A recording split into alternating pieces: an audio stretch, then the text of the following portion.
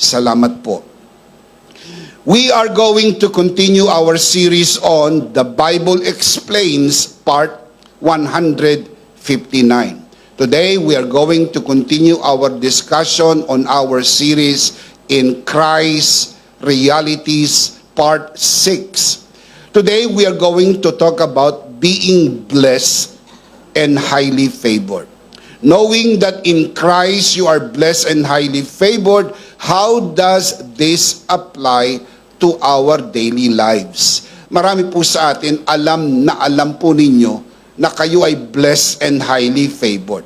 To know that you are blessed and highly favored is one thing, but to apply this in our everyday life is absolutely another thing. Kaya pag-uusapan po natin sa araw na ito, yun pong life application.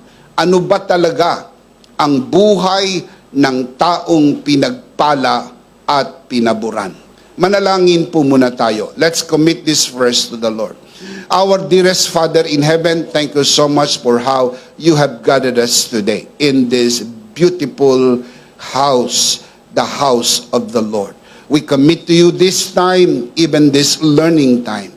Everything that will be said and done only for your glory and for the blessing of everyone. This we pray, Father, only in the name of your Son, our Lord and Savior, Jesus Christ, by the power of the Holy Spirit. And everybody would just simply say, Amen. Amen. Palakpakan si Lord. Amen. Ito po ang ika-6 na linggo ng atin pong talakayan dito po sa series na In Christ Realities. Ang ibig sabihin, mayroon na po tayong 5 malalaking katotohanan na natutunan at marami pang mga susunod na mga malalaking katotohanan tungkol sa realidad ng buhay na kay Kristo. Tinutuklas po natin ang yaman, kung ano at kung anong naipagkaloob sa atin, kung ano ang magagawa natin dahil tayo na kay Kristo, at kung sino tayo sa harap ng Diyos dahil tayo ay na kay Kristo. We learned so far, number 1, that in Christ I am perfectly loved by God. Not just loved. To say that you are loved by God is an understatement. You have to say it right. In Christ I am perfectly loved by God. Can we say that together? In Christ, I am perfectly loved by God. Do you believe that? Amen. I'm sure you do. Also, we learn that in Christ, I am completely forgiven. Not partially forgiven, not partly forgiven, but completely forgiven. Can we say that together? In Christ, I am completely forgiven.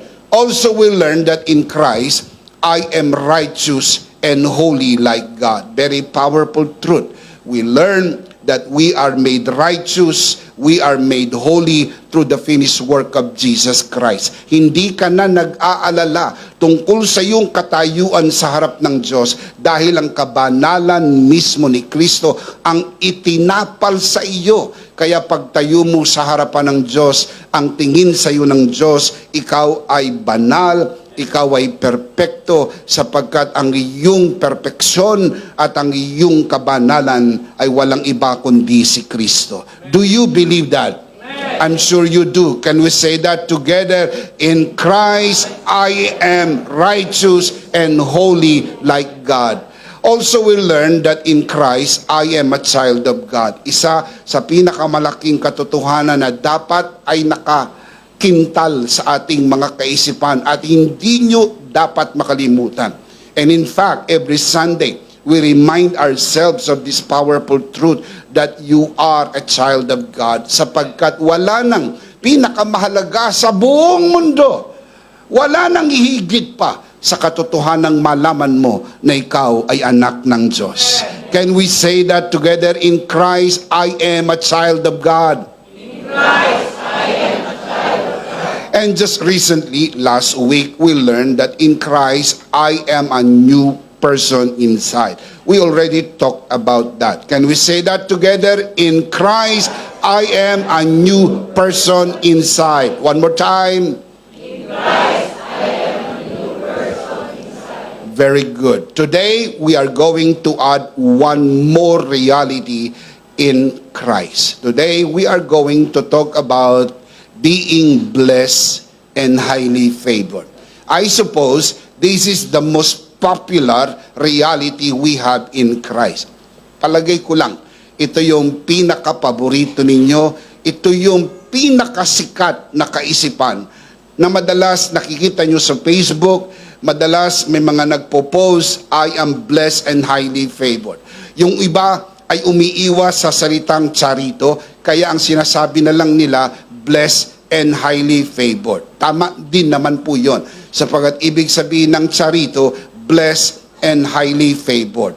In Christ, I am blessed and highly favored. I am charito. To know that is one thing, but to be able to apply that in our daily lives is absolutely another thing. So I want to share with you two things today. I will be sharing with you the declaration and the application of being blessed and highly favored in Christ. So let's begin.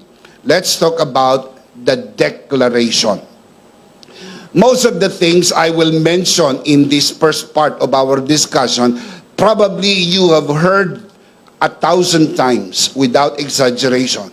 Dahil halos 2 dekada na itinuturo na po natin ang katotohanan tungkol sa pagiging pinagpala at pinaboran kung ikaw ay na kay Kristo.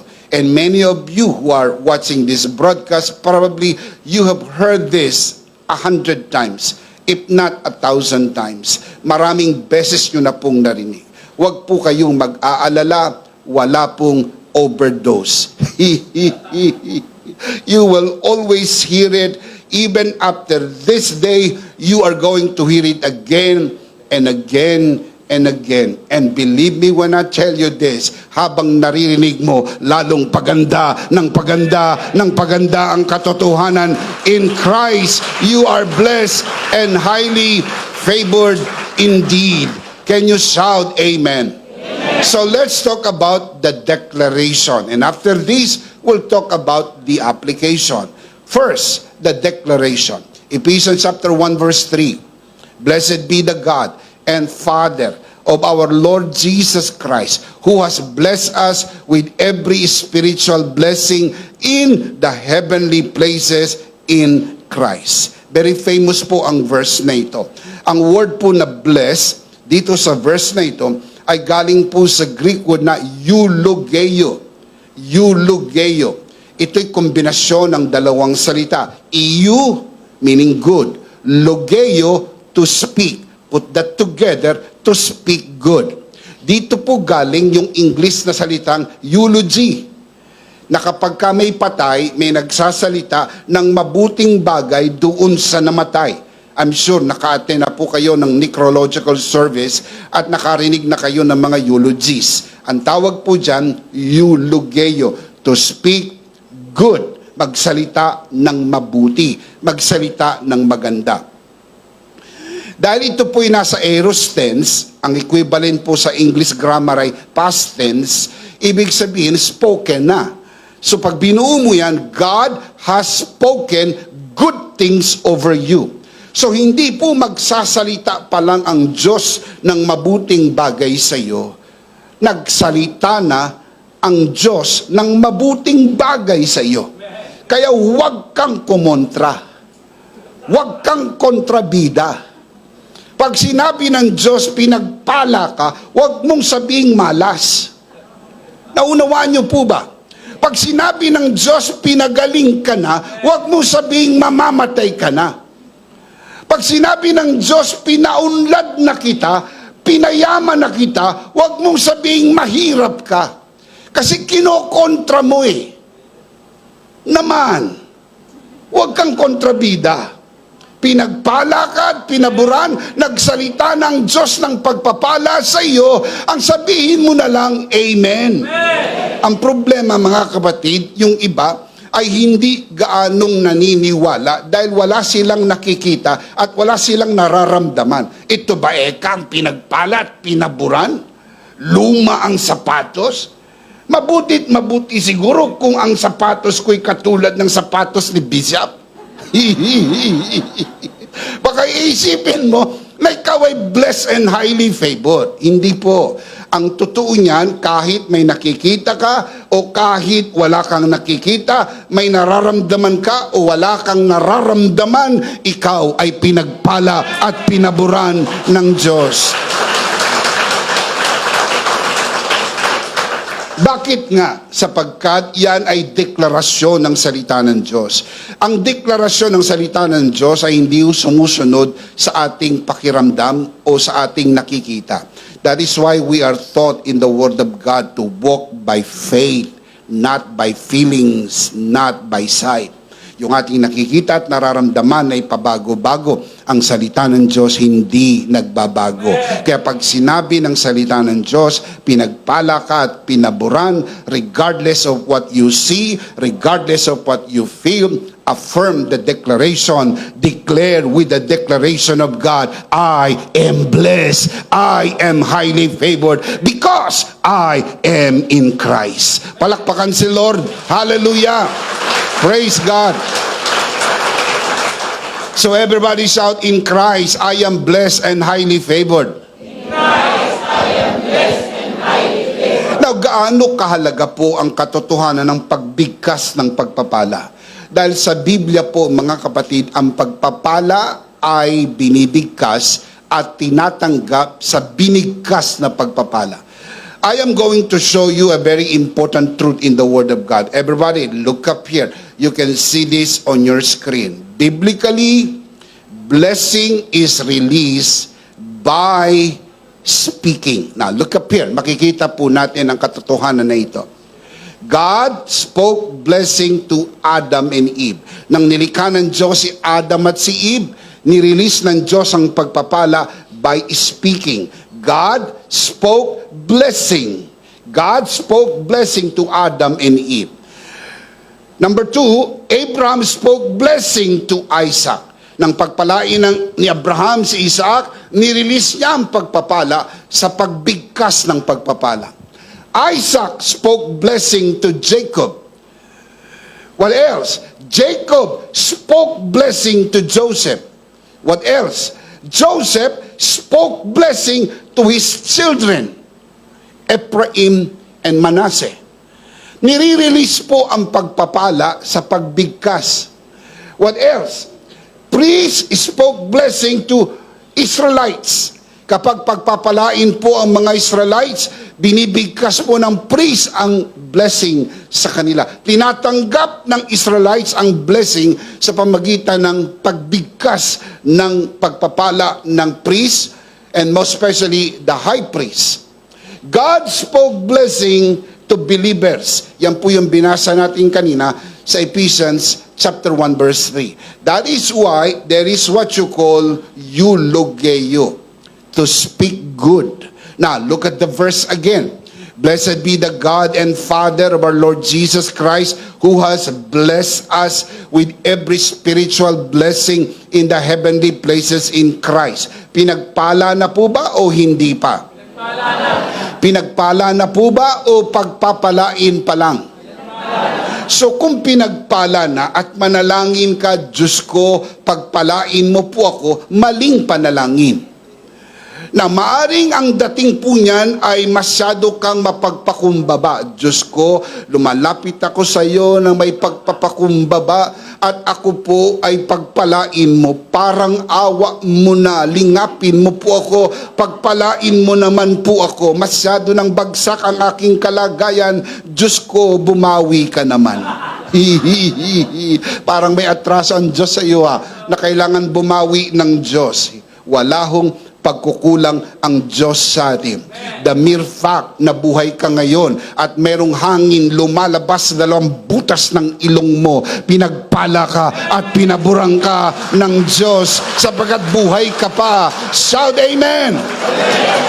That is why we do not pray asking God and begging God to bless us, because the Bible declares affirmatively, in Christ you are blessed and highly favored. Renew your mind, agree with God, declare, in Christ I am blessed and highly favored. Can we say that together? In Christ I am blessed and highly favored. One more time. In Christ I am blessed and highly favored. Louder. In Christ I am blessed and highly favored. Now, gaano kahalaga yung paulit-ulit mong binibigkas? Remember, kailan po nare-release ang blessing? By speaking. So every time you speak blessing over yourself, you are releasing abundant blessing in your life. Kaya wag na wag mong pagkaitan ng sarili mo ng mga pagpapalang pwede mong i-release sa pamagitan ng iyong pagsasalita. Can you say amen? Ephesians chapter 1 verse 6, to the praise of the glory of His grace, by which He made us accepted in the beloved. The word accepted, you may have heard the explanation many times. The word accepted comes from the original Greek word charito. Ano po meaning ng charito? Blessed and highly favored. Again, ano po meaning ng charito? Blessed and highly favored. The word charito was only used 2 times in the entirety of the New Testament Greek. Isipin po ninyo, gaano karaming Greek words sa New Testament. 2 beses lang ginamit ang word na charito.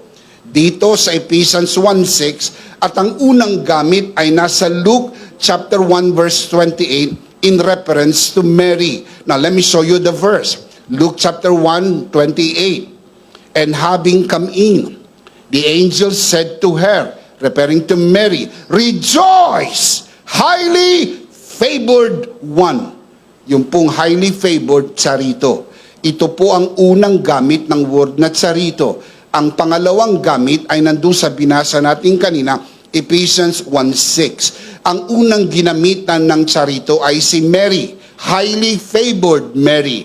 Charito Mary. Ikaw ay lubos na pinagpala, lubos na pinaburan. The Lord is with you. You, blessed are you among women. Again, the word charito, meaning blessed and highly favored. Now, bakit po ang senyas ng charito ay 2 thumbs up? Sapagkat yan po yung highest approval. Kapag isa lang, chari 1. Pag dalawa, chari 2. Now, you can do a lot of hand signal, and people do that. Dami nilang mga signal. Merong paganyan, merong paganyan, merong ganyan, merong ganyan, at meron din pong ganyan. Maraming signal. Pero mga kapatid, ang walang katapat na signal ay ang 2 thumbs up. Dahil pinapatotoo mo na kay Kristo, tinanggap ka ng Ama, pinatawad, pinagpala, pinaburan. You are blessed and highly favored. Come on, clap your hands to the Lord. Praise God. So batiin mo yung katabi ng 2 thumbs up. Sabi mo sa kanya, you are charito.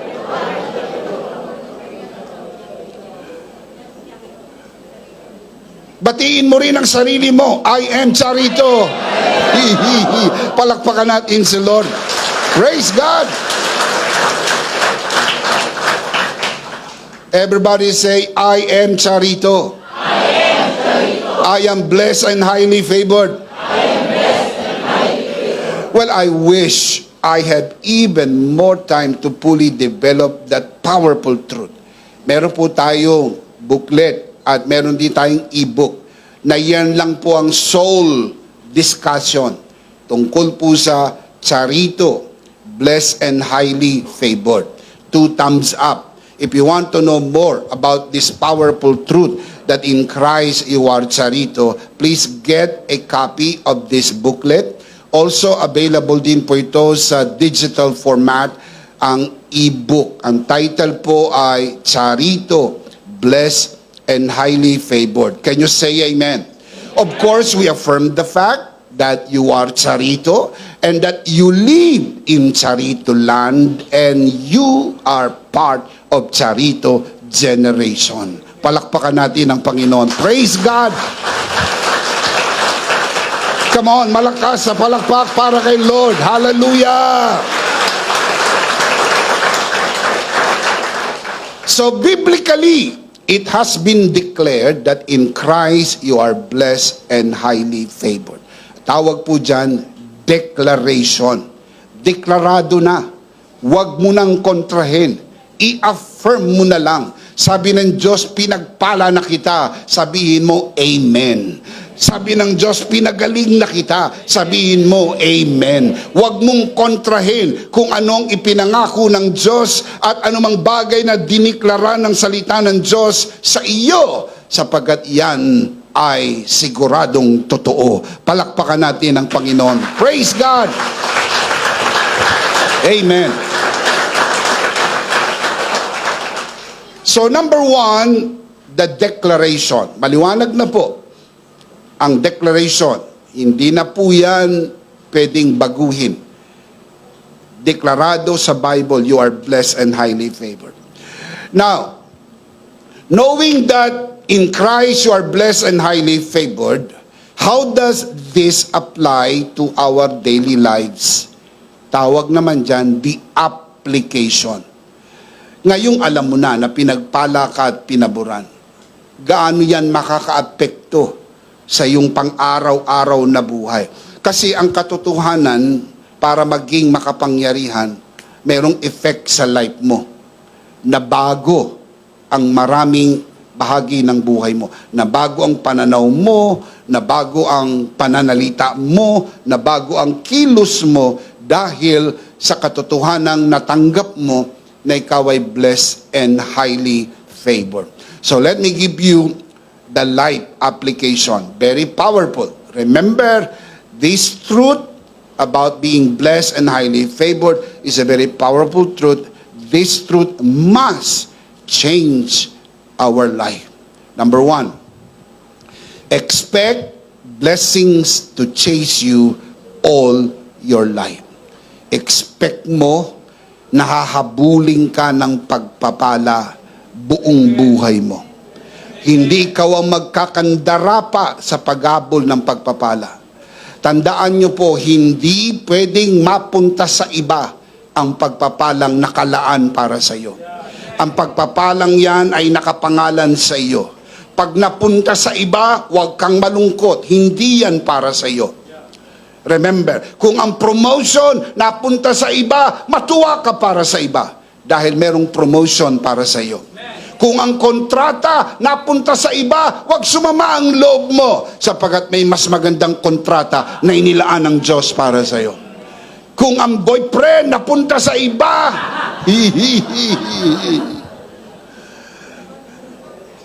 matuwa ka, sapagkat hindi talaga siya para sa iyo at merong inilaan ang Lord para sa iyo. Amen. You see?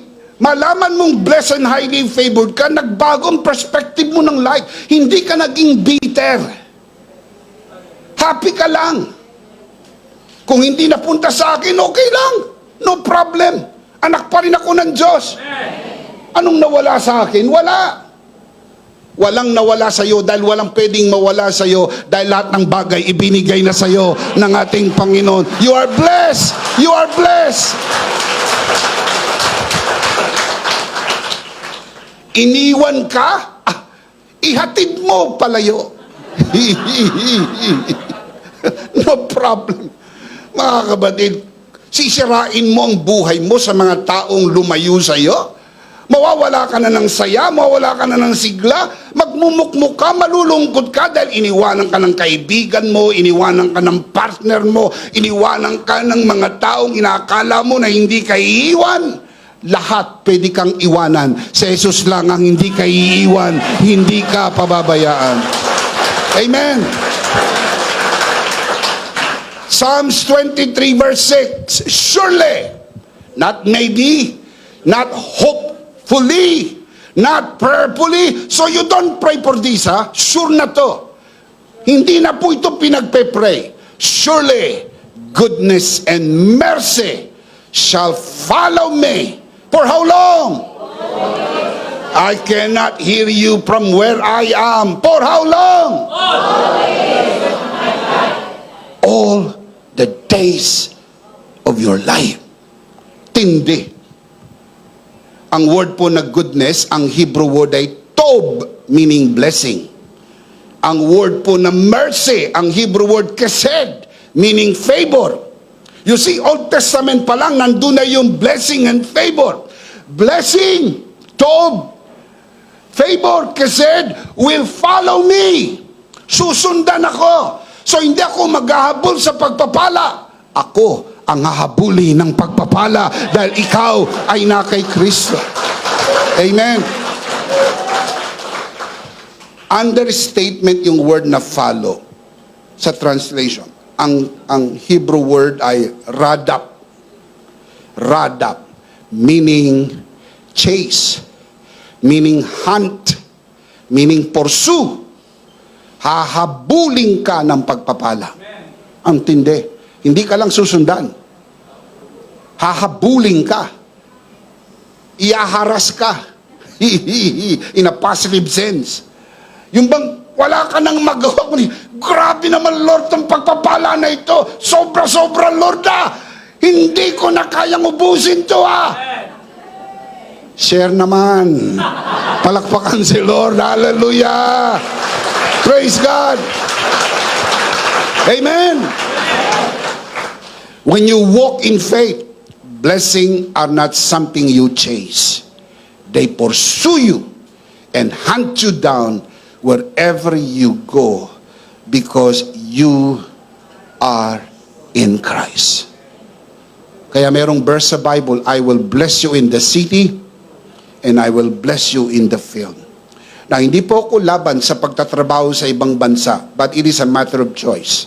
If you choose to work over there, mag-work sa abroad, fine, no problem. Pumunta ka sa abroad, magtrabaho ka doon, pagpalain ka ng Lord. Magstay ka na dito at huwag mag-abroad, pagpalain ka ni Lord. Mag-asawa ka, pagpalain ka ng Lord. Hindi ka mag-asawa, pagpalain ka ni Lord. Magnegosyo ka, pagpalain ka ng Lord. Mamasukan ka, pagpalain ka ng Lord. Kasi ang pagpapala ay wala sa ginagawa mo. Ang pagpapala wala sa lugar. Ang pagpapala ay nasa Diyos at dahil ikaw ay na kay Kristo, ang pagpapala ng Diyos ibinigay na sa iyo ng Panginoon. You are blessed and highly favored. Shout amen! Number one, expect blessings to chase you all your life. Number two, speak life, blessing, and favor every day. Sanayin mo ang sarili mong bumigkas ng buhay, pagpapala at pabor araw-araw. Huwag mong bibigkasin ang ayaw mong mangyari. Ang ating po mga salita ay may buhay at may kamatayan. Huwag mong bigkasin ang kamalasan dahil darating po ang malas sa buhay mo. Huwag mong bibigkasin ang sakit at karamdaman dahil yan po'y darating sa bahay ninyo. Yung ang hindi mo binibigkas, dumarating Di ba nagugulat ka, dumating. Hindi ko naman binibigkas, dumating Tama. Hindi mo nga binigkas, dumating Lalo pa pag binigkas mo, mabilis siyang darating. That is why you have to train your mouth to speak life, blessing, and favor. Let me show you the verse. Proverbs 18:21. The tongue has the power of life and death, and those who love to talk will eat their own words. Huwag mong bibigkasin ang ayaw mong mangyari. Ayaw niyong magkahiwalay na mag-asawa, nagkakagalit kayo, huwag mong bibigkasin, hiwalay na tayo! Huwag. May payo ko sa inyo. Pag galit na galit na galit na galit na galit ka na, isigaw mo, I love ya!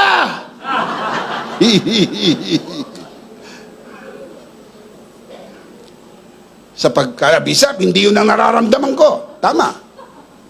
Halata naman. Pero yun ang binibigkas mo. At dahil ang binibigkas mong buhay, darating ang buhay. Matututo kang magpatawad, matututo kang magmahal, matututo kang ma-enjoy ang pagpapala at pabor ng Diyos. Shout amen. Huwag mong bibigkasin ang ayaw mong mangyari. On the contrary, lahat ng gusto mo mangyari, bigkasin mo ng bigkasin. Speak life over your children, speak life over your business. Ang baba ng benta. Anong sasabihin mo? Baba ng benta? Baba! Baba ng benta. Wag. Bigkasin mo, pinagpala ang benta na ito. Sabi mo, bisag kakaunti. Tama, kaunti. Pero maniwala po kayo, mas marami pa yan kumpara sa iba. Akala mo mababa. Yung iba wala na. Dahil yung para sa kanila, pinapunta na sa'yo ng Lord. Palakpakan si Lord. Praise God! Oh. And what kumisa, nagkukwento ng baba ng benta, Brad. Tapos yung nakakwento mo, kami nga, Brad, wala eh. Oh, grabe, bless pa pala ako ng dating na to. Bakit? Kasi anak ka ng Diyos. Palakpakan si Lord, anak ka ng Diyos. Amen. Numbers 14:28. So tell them, as surely as I live, declares the Lord, I will do to you the very things I heard you say. Gagawin ng Lord sa iyo kung anong narinig niyang sinabi mo. Now, look up here, look at my eyes. Kung gagawin ng Lord, kung anong narinig niyang sinabi natin, tatanungin ko kayo, anong gusto mong iparinig sa Kanya? See? That is a powerful truth. Kung nangako siya, gagawin ko sa iyo kung anong narinig ko, anong gusto mong iparinig sa Kanya. Iparinig mo sa Kanya yung binigkas niya ng pagpapala sa iyo. Kay Kristo, binigkas na ng Diyos, pinagpala na kita. Ang pangakong yan, mga kapatid, ay pangako ng Diyos sa Kanyang anak. Ang kontrata ay hindi sa pagitan ng Diyos at sa iyo. Ang kontrata ay sa pagitan ng Diyos Ama doon sa Kanyang anak. Ang sino mang nasa iyong anak, ang sino mang na kay Kristo, ang sino mang na kay Kristo ay pinagpala at pinaburan. That's why you have to speak life. Speak blessing and favor. Kaya madalas natin binibigkas, ako'y malusog, malakas, masigla, pinagpala, pinaburan, at mabubuhay ng mahaba. Yan po bang gusto niyong mangyari? Maaaring hindi ho yan ang nararamdaman mo ngayon. Na hindi naman tayo obligadong bigkasin kung ano nararamdaman natin eh. Pero obligado tayong bigkasin kung anong pinaniniwalaan natin. You may feel differently. But that is what you believe. Speak what you believe. Remember what the Bible says, out of the abundance of the heart, the mouth speaks. You believe in your heart, you make confession with your mouth. You say what you believe. Not what you feel, not what you see. Speak what you want to see. Speak what you believe. Hindi mo nakikita ang liwanag, tawagin mo ang liwanag. Nang makita ng Diyos ang dilim, hindi sinabi ng Diyos, wow, ang dilim! Nung makita ng Diyos ang dilim, ang sabi ng Diyos, liwanag, dumating ka. Dumating ang liwanag. Pag nakita mo ang sakit, huwag mo nang bigkasin. Tawagin mo ang kagalingan na binayaran ni Kristo sa krus ng Kalbaryo. Dadating yan sa iyo. Amen. Shout amen. By speaking God's favor over yourself and others, you affirm and confirm His blessing in your life and in the lives of those around you. Affirm and confirm. Ang mga anak nyo, pinagpala na ng Diyos. So you have to speak blessing over them. Pagpapasok sila sa eskwelahan, pinagpala ka na ng Panginoon. Pinaburan ka na ng Panginoon. Ang ibig sabihin niya, ang pag-iingat ng Panginoon na nasa kanila, ang pagpapala, ang talino, ang kakayahan, lahat ng kakailanganin nila para magtagumpay sa buhay, ibinigay na ng Panginoon. If you believe that, say amen. Amen. Number 3, Enjoy God's blessing without guilt. Huwag kang mag-guilty pag ini-enjoy mo ang pagpapala. Pag bumibili ka ng pagpapala at ini-enjoy mo at ng iyong pamilya, huwag kang mag-guilty dahil yan ay sadyang pagpapala ng Diyos sa iyo. I'll show you the verse to prove it. 1 Timothy 6:17. Command those who are rich in this present world not to be arrogant, nor to put their hope in wealth, which is so uncertain, but to put their hope in God, who, referring to God, who richly provides us with everything. For what purpose? Come on, look at the verse. God who richly provides us with everything. What was in the mind of God? What was at the back of the mind of God? Why did He give this blessing and favor to you? For our enjoyment. So it's not wrong to enjoy the blessing of God. It's not wrong. Enjoy it.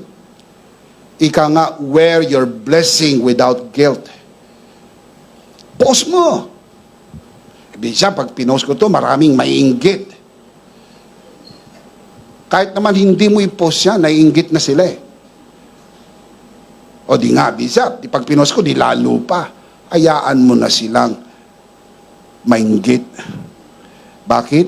Sapagkat sinadya talaga naman ng Diyos na pagpalain ang kanyang bayan para inggitin ang buong mundo dahil wala pong pagpapala na katulad ng pagpapala ng Panginoon. It's okay. Hindi mo naman kontrolado ang damdamin ng iba. Pero hindi mo ipopost dahil mainggit sila. Paano naman yung mag-glorify si Lord? Paano naman yun? Ibig sabihin, sacrifice ko si Lord. Lord, pasensya ka na, hindi ko ipopost ito, mainggit yung kaibigan ko. That's not fair. Pinagpala ka ng Lord. I-post mo. Ipaalam mo sa buong mundo na ikaw ay blessed and highly favored. Nag-travel ka, post mo. Kumain ka ng masarap, i-post mo. Naligo ka, magbihis ka, i-post mo.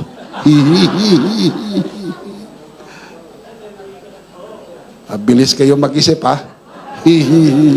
Palakpakan mo na si Lord. Praise God. Amen. Knowing that God's blessings are given freely and are meant to be enjoyed fully without any sense of unworthiness or shame. Huwag kang OA, Lord, hindi ako karapat-dapat sa mga pagpapala na ito. Ako'y marumi, ako'y uod, ako'y hindi karapat-dapat, hindi ko alam kung ba't mo ko pinagpala ng ganito. Lord, alisin mo ang mga pagpapalang ito. OA mo, ha? Sa totoo lang, walang karapat-dapat kahit isa. Lahat tayo, pinaging dapat lang ng biyaya ng Diyos. Palakpakan si Lord. Pinagpala ka ng Panginoon. Enjoy God's blessing. Amen? May nag-bless sa'yo. Picturean mo, i-post mo. Ang maganda lang doon, mga kapatid, hindi yung picture. Yun pong caption. Ang mag-glorify si God, yung caption, papaano mo i-glorify si God? Ang goal mo, hindi inggitin ang mga tao. Hindi po. That is not your goal. It will just happen. Kahit hindi mo isama sa goal, it will just happen dahil ang tao talaga sa mundo ay punong-puno ng inggit. Hayaan nyo na po sila. Hayaan nyo na po. Ang mahalaga lang, ma-enjoy mo yung pagpapala ng Diyos. Post mo. Tapos, huwag mong kalimutan yung linyahan natin. Blessed and highly favored. Huwag mong kalimutan, you are charito, blessed and highly favored. Bakit? Sapagkat every time you post that, you are honoring God and you are honoring the finished work of Christ. Dahil alam na alam mo naman, kaya may ganyang kang pagpapala, hindi dahil magaling ka, dahil pinagpala ka at pinaburang ka ng Diyos. Shout amen! Praise God! Number 4. Advertise your blessing. Advertise your blessing. Advertise your blessing means showcasing God's goodness and favor to others, reflecting His intention to reveal His abundant grace through the church. Tayo po ang church.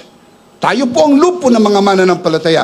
Ang intensyon ng Diyos ay gamitin po tayong advertisement upang malaman ng mundo kung gaano kabait ang Diyos, kung gaano kabuti ang Diyos, kung paano yung sakripisyo ni Kristo sa krus ng Kalbaryo, and the world will know that through us. Kaya napaka-powerful po ng social media. Kasi platform po yan. Noong unang panahon, sa TV. Hindi naman lahat ng tao may TV. Pero lahat ng tao ay mayroong cellphone. May Facebook. Kahit walang face, may Facebook. It's part of their lives. And every time you advertise the blessing of God, people will know. Nakakatuwa naman yung pamilya niya. Nakakatuwa naman yung tao na yan. At magtatanong sila, bakit ganyan kayo? Sapagkat ikaw ay pinagpala at pinaburan. I'll show you the verse. 1 Peter chapter 2 verse 9. For you are a chosen generation. Pwede rin po i-translate yan, charito generation. For you are charito generation. Kino-contest ng iba. Ba't eka pwedeng charito generation? Ang tawag po dyan ay synonyms. Ang chosen generation at charito generation ay synonymous. Kasi kino-contest ng iba kung nasa Bible daw yung charito generation. Of course. Tatanungin ko kayo, sino ang unang tinawag na charito sa Luke chapter 1:28? Mary. Would you agree with me that Mary was chosen? Sa makatwid, yung tinawag na charito ay chosen. Good. Sino yung pangalawang tinawag na charito sa Ephesians chapter 1 verse 6? Believers. Sa makatwid, yung believers tinawag na charito, pero sa Ephesians 1:4, siya po ay chosen. Bago siya tinawag na charito sa Ephesians 1:6, tinawag muna siyang chosen. Sa makatwid, yung chosen ay charito, yung charito ay chosen. Interchangeably used. So whenever you say chosen generation, pwede rin charito generation. So it's perfectly biblical. But you are a, what kind of generation? Chosen generation, or what kind of generation? Charito generation, a royal priesthood, a holy nation, a special people, that you may proclaim the praises of Him who called you out of darkness into His marvelous light. That is the church. The word church comes from the Greek word ecclesia, kaleo, out, kaleo, to call out, called out from darkness to light. We are the church. Kaya tayo binless ng Panginoon para tayo maging billboard, tayo maging advertisement. The Greek word used there is exagelo, which means publish or advertise. Gusto ng Diyos i-advertise ang kanyang power sa pagpapatotoo mo na ikaw ay pinagaling ng Panginoon. Gusto ng Diyos i-advertise ang kanyang kabutihan na mula sa wala, pinaunlad ng Diyos ang buhay mo, sapagkat gusto ng Diyos pakita sa mundo na ang sino mang nakay Kristo ay pinagpala at pinaburan. Gustong i-advertise ng Diyos na kay baon sa utang. Kahit anong kwentang gawin mo, hindi ka makaka-bounce back, hindi ka makakabawi. Then all of a sudden, miraculously, nakabawi ka. Hindi ka lang nakabawi, umangat uli ang buhay mo because of the grace of God. Kaya i-advertise natin, ipatotoo natin, ikwento natin ang kabutihan ng Diyos. Palakpakan si Lord. Praise God. Praise God. Number 5, share your blessing with others. Tandaan nyo na ikaw ay pinagpala hindi para maging timba ng pagpapala. Ikaw ay pinagpala para maging daluyan ng pagpapala. Ibig sabihin, darating sa iyo, dadaloy. Huwag kang mag-alalang magpadaloy dahil hindi titigil ang agos. Tuloy-tuloy lang ang agos ng pagpapala. Look at the scripture, Hebrews 13:16. And do not forget to do good and to share with others. Do not forget. Remember, pinapaalala sa rin, do not forget to share with others. For with doing good and sharing with others, for with such sacrifices, God is pleased. nalulugod ang Diyos ng kanyang mga anak ay hindi po madamot. Can you say amen? It looks good on you. Pag tinignan ng Diyos, yan ang aking mga anak. Hindi madamot. Hindi kuripot. Yan ang aking mga anak. Pinagpala ko, mapagmahal, mapagbigay, nagsishare ng pagpapala. Naalala ninyo, maging sa preschool pa lang, tinuturuan na yung mga bata, share with your classmates. Hanggang sa paglaki, matutunan po nila.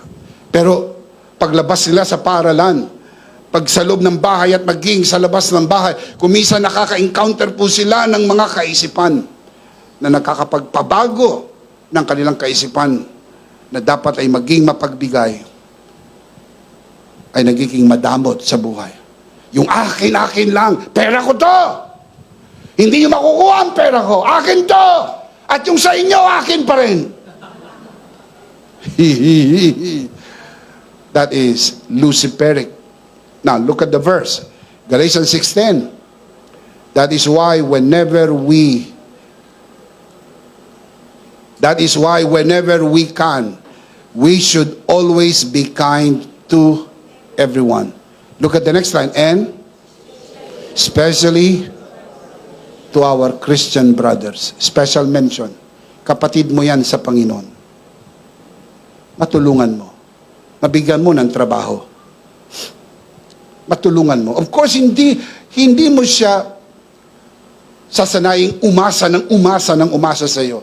Sapagkat that will be counterproductive. But of course, in the time of need, will always be there. Yung kaya lang natin. Di naman natin kayang ibigay lahat. Pero yung kaya lang natin may abot na tulong, malaking bagay na sapagkat sa pamagitan po niyan, nalulugod ang Diyos dahil anuman ang mayroong ka, galing din sa Diyos. Palakpakan natin ang Panginoon. Praise God. Amen. Number 6, I'll close with this. Support God's work with your blessing. Pinagpala ka ng Diyos, hindi para sa iyong sarili. Minsan, kwentahin mo man, lahat ng bagay na bigay ng Diyos sa iyo, hindi mo na kayang ubusin hanggang sa mawala ka sa mundo. Pero, bakit niya ako pinagpala ng ganito? Bakit sa akin niya dinalang lahat ng ito? Sapagat binibigyan ka ng Lord ng opportunity to do good and to support the work of God. Look at the verse, 2 Corinthians 9:8. God is able to make all grace. How many grace? All grace abound to you. God is able to do that.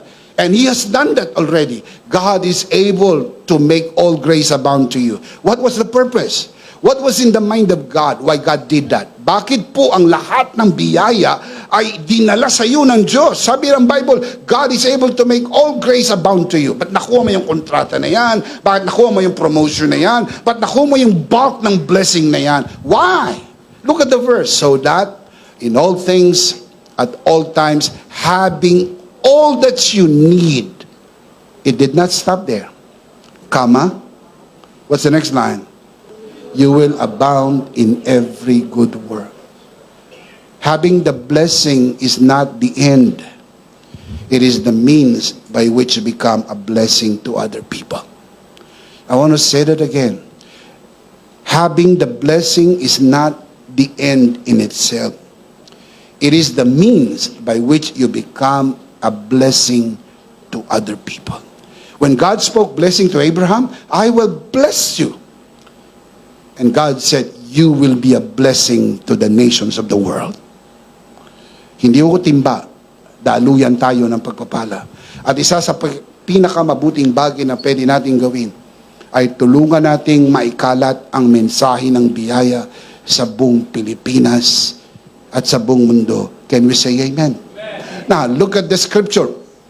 1 Timothy chapter 6 verse 18 to 19. Command them referring to the rich people, according to verse 17. Galing po yung verse 18, galing po yan sa verse 17. Command them, referring to the rich people, to do good, to be rich in good deeds, and to be generous and willing to share. Verse 19, in this way. What way? Doing good, being generous, and willing to share. Galing po yung 19 sa verse 18. In this way, they, who are they? The rich people, they will lay up treasure for themselves as a firm foundation for the coming age. Where is that? In heaven, so that they may take hold of the light that is truly light.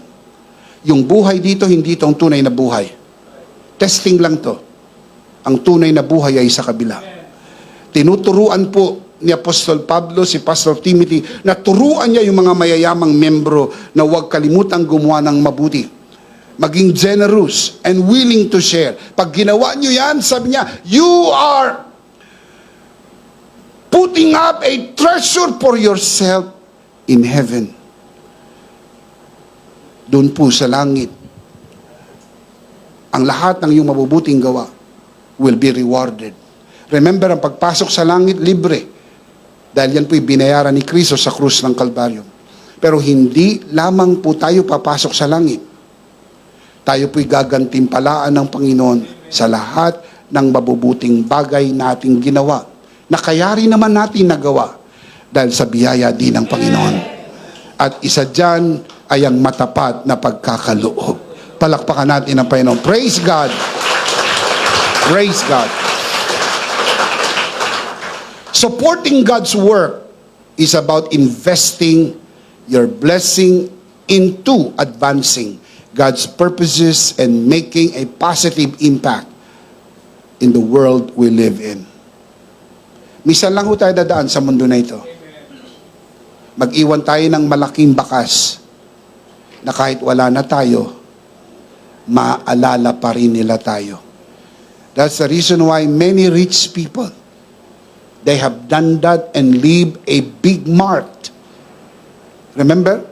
Wala na sila pero inaalala pa rin sila because of the impact they have made in the lives of many people.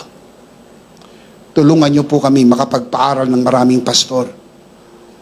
Tulungan niyo po kami na madala ang mensahe na ito sa buong Pilipinas. Tulungan niyo po kami madala ang mensahe na ito sa buong mundo. At kung matagalan pa ang kanyang pagbabalik at wala na tayo sa mundo na ito, maalaala ng mga naiwanan ang ating contribution, ang ating bahagi sa pagpapalaganap ng mensahe ng biyaya sa buong mundo. Believe me when I tell you, they will remember you all their life. Sabi po sa Bible, ang ginawa ng babae na pagbuhos ng mamahaling pabango kay Jesus. Sabi ni Jesus, hindi ito makakalimutan. Saan man makarating ang ebanghelyo, ang kwentong ito'y ikukwento magpakailan paman. Anong ibig sabihin? Yung atin pong tulong sa pagpapalaganap ng mensahe ng biyaya ay hindi po mawawala ng kabuluhan. Saan man makarating ang ebanghelyong ito, bahagi tayo sa gawain na ito. Palakpakan si Lord. Amen. Praise God. Amen. Well, let's see them again. Ito ang ibig sabihin ng blessed and highly favored. Okay, every time you say, I am blessed and highly favored, this is the application. Let's read them out loud. You can see this on your screen. Maging sa mga nanonood sa broadcast, please, samahan niyo po kami sa pagbasa. Lahat ng narito sa loob ng bulwagan na ito, basahin natin ng malakas, sabay-sabay. Application number 1. Number 2. Number 3. Number 4. Number 5. And number 6. Expect blessing to chase you all your life. Speak light, blessing, and favor every day. Enjoy God's blessing without guilt. Advertise your blessings. Share your blessings with others. Support God's work with your blessings. The big idea is, in Christ, I am blessed and highly favored. I am Charito. What is the big idea? In Christ, I am blessed and highly favored. One more time, louder. In Christ, I am blessed and highly favored. I am Charito. Ngayon, alam na natin ang ibig sabihin pag sinabi nating, I am blessed and highly favored. Ibig sabihin, meron kang ini-expect. Ibig sabihin, meron kang binibigkas, meron kang ini-enjoy, meron kang ina-advertise, meron kang sinishare, at meron kang sinusuportahan. Yan ay ang gawain ng Panginoon. Of course, we do not want to end this broadcast without giving you the opportunity to receive Jesus today and be saved and be blessed, be highly favored, and become charito. Ngayon na yung pagkakataon na yan. Hindi nagkataon lang ito. Niloob ito ng Diyos. This is not by accident. You are watching this because this is your time. This is the day of your salvation. Manalangin tayo ng pagtanggap. Taas natin ang ating dalawang kamay sa lahat ng narito sa loob ng bulwagan na ito. Samahan natin ang ating mga bisita na nanonood sa broadcast na ito. Manalangin tayo ng pagtanggap. Bigkasin po natin ang panalangin ito ng may pananampalataya. Ariing isang personal na panalangin. Manalangin tayo, Panginoong Hesus, ako po'y makasalanan. Hindi ko po kayang iligtas ang aking sarili. Ako'y mapapahamak ng hiwalay sa iyo. Narinig ko po ang mabuting balita. Ako po'y naniniwala. Tinatanggap kita sa aking puso bilang aking Panginoon at aking tagapagligtas. Salamat po, pinatawad mo na ang aking mga kasalanan. Isinulat mo na ang aking pangalan sa aklat ng buhay. Sa pangalan ni Jesus. Amen.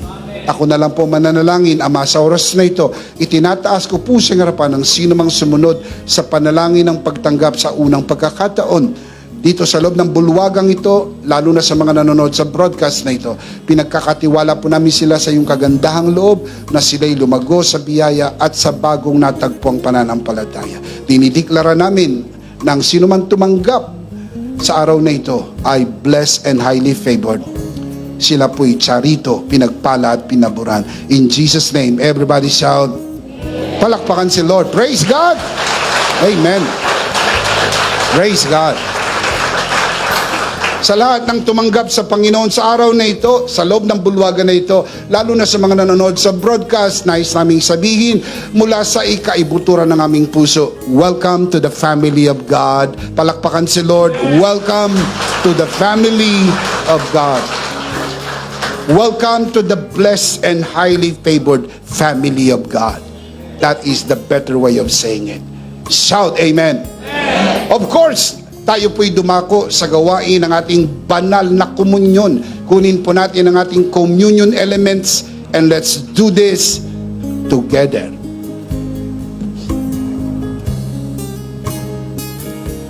Alright, let's do this together, mga kabiyaya. Hawak-hawak po natin ang pinakamakapangyarihang simbolo ng tinapos na gawa ni Kristo sa krus ng Kalbaryo. Itong aral na tinanggap ko sa Panginoon at ngayon naman ay binibigay ko sa inyo. Nang gabing siya'y pagkanunoy dumampot siya ng tinapay, kanyang pinagpira-piraso at kanyang sinabi, ito ang aking katawan na pinagpira-piraso dahil sa inyo. Gawin niyo to bilang pag-alaala sa akin. Sabay-sabay po natin gawin.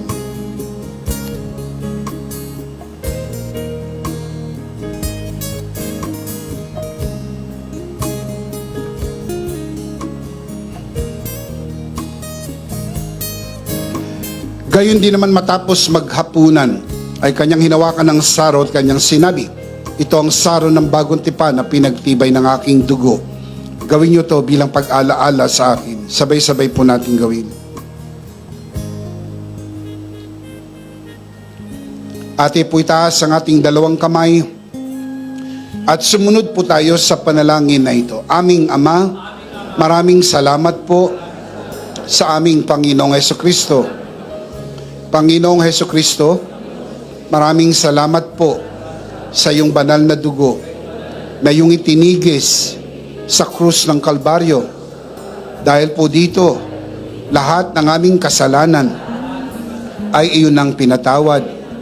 Maraming salamat po sa iyong katawan na nabugbog at nasugatan. Dahil po dito, lahat ng aming saki ay iyon ang pinagaling. Gaya ng nasusulat Sa iyong mga sugat, ako'y magaling na. Ako'y naniniwala, ako'y magaling na. Aking dinideklara, ako'y magaling na. Ako'y malusog, malakas, masigla, pinagpala, pinaburan, at mabubuhay ng mahaba. Sa pangalan ni Jesus, maraming salamat po, Banal na Espiritu, sa iyong kapahayagan sa mensahe ng biyaya. Sa pangalan ng Panginoong Jesus, Amen. Amen. Palakpakan si Lord. Hallelujah. Praise God. Isang beses pa at malakas, sabay-sabay. Ano po ang big idea?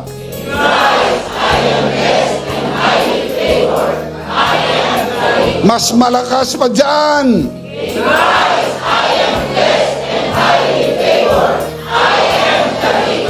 In Christ, I am blessed and highly favored. I am Charito. Do you believe that? Always declare that every day, because the truth is in Christ. You are blessed and highly favored. You are Charito. Last of all, let me speak to your heart, you who are watching this broadcast. If this broadcast has blessed you, and if not asking too much, I would like you to bless this ministry with your love offering, so that together we can reach the world with the message of full grace. And from the bottom of our hearts here at EMI, we would like to say, thank you for giving to the Lord. We'll see you next Sunday, purposely on site, but definitely we'll see you again online. Ako po si Bishop Emmy, kasama po si Pastor Joe at ang kabuuan ng The Lord's Community and EMI Broadcast. Maraming salamat po. Stay a bit for more announcements. Stay blessed and stay connected. Always remember, in Christ, you are forever. Sarito!